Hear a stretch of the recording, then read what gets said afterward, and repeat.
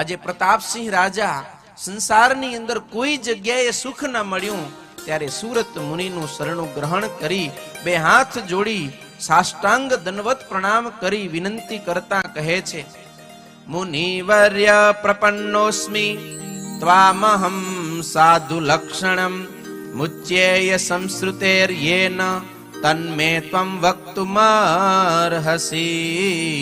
તન્મે ત્વં વક્તુમર્હસી.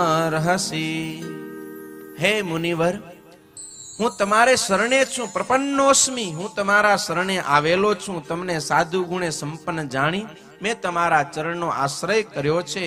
માટે મુચ્યેય સંસ્કૃતેર્યેન, આ જન્મ મરણ રૂપ સંસ્કૃતિ થકી કઈ રીતે હું છૂટી શકું એનો આપ મને ઉપાય બતાવો. પ્રતાપસિંહ રાજાએ બહુ અદ્ભુત સરસ પ્રશ્ન પૂછ્યો છે. સંત પાસે આપણે જ્યારે જઈએ ને ત્યારે શું પૂછવું એ પણ આ સત્સંગી જીવન મને અને તમને શીખવાડે છે કે સંત પાસે જઈને ક્યારે મને રૂપિયા કેમ મળે, મને સ્ત્રી કેમ મળે, પુત્ર કઈ રીતે મળે, હું આ સંસારની અંદર વિષયના સુખ કેમ પ્રાપ્ત કરી શકું, આવું ક્યારે સંત પાસે ઈચ્છવું નહીં, માંગવું નહીં, પૂછવું નહીં. સંત પાસે તો ભગવાનની પ્રાપ્તિ કેમ થાય, આ સંસાર મારો છૂટે કેમ, મને ભગવાનને વિશે દ્રઢ ભક્તિ કેમ થાય, ભગવાન જ મારું જીવન બની જાય ને, એવા ઉપાયો આપણે સંતને શરણે જઈને પૂછવા જોઈએ. આવો અદ્ભુત પ્રશ્ન જ્યારે પ્રતાપસિંહ રાજાએ પૂછ્યો ને, સુરત મુનિ ખૂબ પ્રસન્ન થયા અને કહેવા લાગ્યા કે હે પ્રતાપસિંહ રાજન, સાધુ પૃષ્ટમ ત્વયા ભૂપ યતોસ્તિ હિતમાત્મનઃ કાર્યમ હૃદેહે નૈવ યદ વિમુચ્યેય સંસ્કૃતેઃ. હે રાજા, સાધુ પૃષ્ટમ, તમે બહુ સરસ પ્રશ્ન પૂછ્યો છે. આ પ્રશ્ન માત્ર તમારું જ હિત કરનારો નથી, સમસ્ત દેહધારી જીવાત્માને માટે પરમ હિત કરનારો આ તમારો પ્રશ્ન છે. માટે હું તમને આ મનુષ્ય જન્મ ધારણ કરી અને જે કર્તવ્ય કરવાનું છે ને કહ્યું કે આ સંસ્કૃતિ થકી મુક્તિ થાય, સંસ્કૃતિના બંધન થકી કેમ મુક્ત થવાય એનો ઉપાય હું તમને બતાવું છું. સાંભળો. જે જીવાત્મા આ જન્મ મરણ રૂપ સંસ્કૃતિ થકી છૂટવા ઈચ્છે ને એને ભગવાન શ્રી કૃષ્ણની નવધા ભક્તિ કરવી જોઈએ. માટે હે રાજન, તમે આ જગન્નાથ સ્વરૂપે વિરાજમાન ભગવાન શ્રી કૃષ્ણની નવધા ભક્તિ કરો. એ નવધા ભક્તિ થકી જ તમારી આત્યંતિક મુક્તિ થશે. બધાએ રોગની આ એકમાત્ર દવા છે ભગવાનની ભક્તિ. જે જીવાત્મા ભગવાનની ભક્તિ કરે ને એના તમામે તમામ દુઃખ માત્ર દૂર થઈ જાય છે. સુરત મુનિના વચનમાં વિશ્વાસ રાખી પ્રતાપસિંહ રાજા ભગવાનની ભક્તિ કરવા લાગ્યા છે. દરરોજ જગન્નાથ ભગવાનના દર્શન કરવા જાય, કલાકો સુધી ભગવાનનું ધ્યાન ભજન સ્મરણ કરે. દરરોજ સમય કાઢી અને સુરત મુનિનો સમાગમ કરે છે. આવી રીતે સંત સમાગમ અને ભગવાનનું ભજન કરવાથી ધીરે ધીરે પ્રતાપસિંહ રાજાનું અંતર નિર્મળ થયું છે. જો આપણે પણ આપણું અંતઃકરણ નિર્મળ, પવિત્ર, સ્વચ્છ, ચોખ્ખું કરવા ઈચ્છતા હોઈને તો એનો ઉપાય છે સંત સમાગમ અને ભગવાનની ભક્તિ. આ બે કાર્ય જીવ જો કરે ને એના અંતરની અંદર રહેલો ગમે એવો અજ્ઞાન હોય, અંધકાર હોય, મેલ હોય, દોષો હોય ને આ બધું એ નાશ પામે અને એનું અંતઃકરણ નિર્મળ થાય.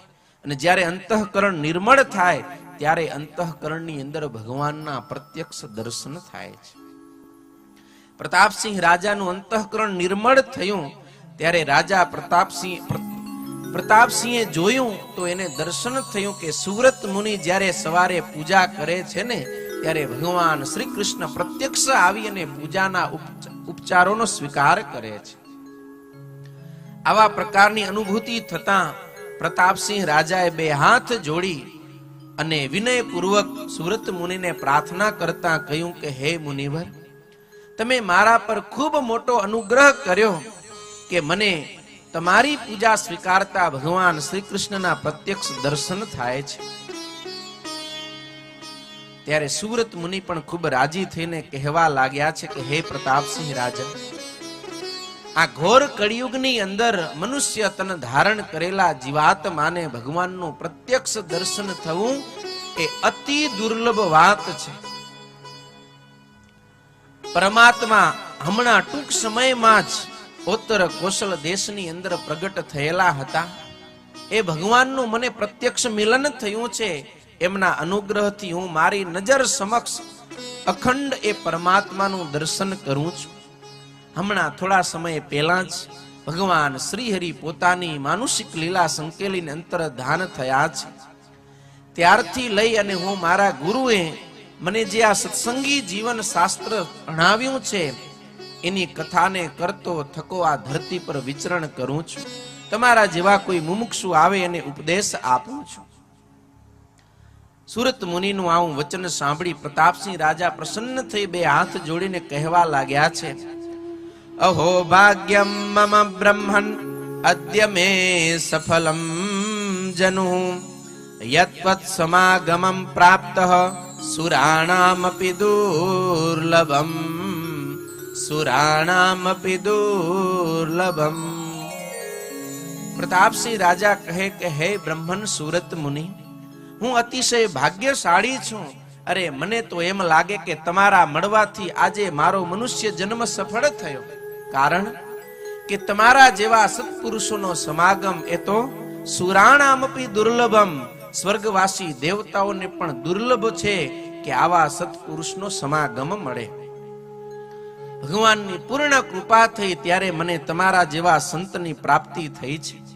માટે તમે જે તમારા ઈષ્ટદેવ ભગવાન શ્રી હરિની વાત કરી એ ભગવાન શ્રી હરિના સમસ્ત ચરિત્રો તમે જોયા છે, તમે સાંભળ્યા છે, તમે ભણ્યા છો, તો કૃપા કરો અને મને એ ભગવાન શ્રી હરિના ચરિત્ર સંભળાવો. વળી તમે તમારા ગુરુ સતાનંદ સ્વામી વિશે વાત કરી તો કોસૌ સતાનંદ મુનિ ક્વજાતઃ કસ્ય વાસુતઃ કથમ ચા પ્રીણયન વિષ્ણુમ કેદમ વ્યચરયત સચ.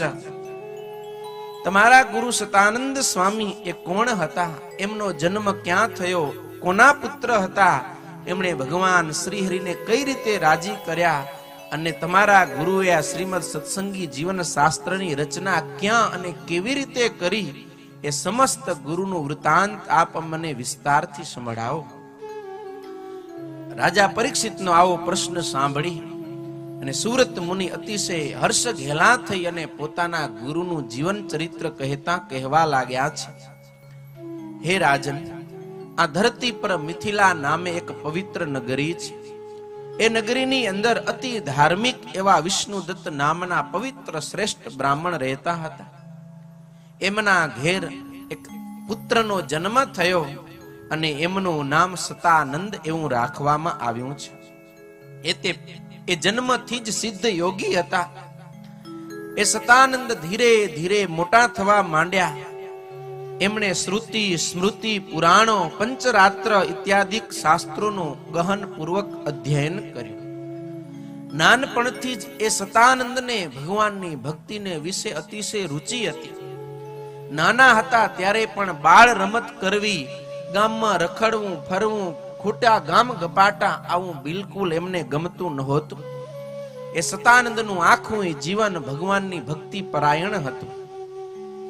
એવા સતાનંદ વિપ્ર દરરોજ નિયમપૂર્વક શ્રીમદ ભાગવતનો પાઠ કરતા, એટલે કે એનું વાંચન કરતા, અધ્યયન કરતા. વાંચન કર્યા પછી એકાંત સ્થળમાં બેસી એકાગ્ર મનથી એ ભાગવતના શ્લોકોના અર્થનું મનન કરતા, નિધિધ્યાસ કરતા. અને મનન કરતા કરતા એમને એક વખત એવો વિચાર આવ્યો, ભાગવતનો જ્યારે પંચમ સ્કંદ વાંચતા, એનો અર્થ વિચારતા, ત્યારે ખબર પડી કે ભારત દેશની અંદર હિમાલયમાં એક દિવ્ય ભૂમિ બદ્રિકાશ્રમ છે ને એ બદ્રિકાશ્રમને વિશે આજે પણ ભગવાન નરનારાયણ દેવ વિરાજમાન છે અને ભરતખંડના મનુષ્યોના કલ્યાણને માટે ઉગ્ર તપ કરે છે. આવી કથા વાંચી એટલે ખબર પડી કે નરનારાયણ દેવ તો આજે પણ પ્રત્યક્ષ વિરાજમાન છે. એ ક્યારે થયું? જ્યારે વાંચન કર્યા પછી મનન કર્યું ત્યારે. માટે શાસ્ત્રનું અધ્યયન કરીએ, વાંચન કરીએ, પણ વાંચ્યા પછી એના અર્થનું ચોક્કસ આપણે મનન કરીએ. વાંચીએ ભલે ઓછું, પણ જે વાંચીએ ને એને મનન કરી, એના અર્થને સમજી અને જીવનની અંદર એને આત્મસાધ કરીએ. આપણે ઘણું વાંચીએ પણ એનું મનન ચિંતન ન થાય ને, તો જેવો લાભ આપણને મળવો જોઈએ એવો ના મળે. બસ વાંચવા ખાતર ખાલી પાઠ થાય. પણ વાંચી અને એના અર્થને સમજીએ, મનન કરીએ, ચિંતન કરીએ, આત્મસાધ કરીએ, તો એના વડે બહુ મોટો લાભ થાય.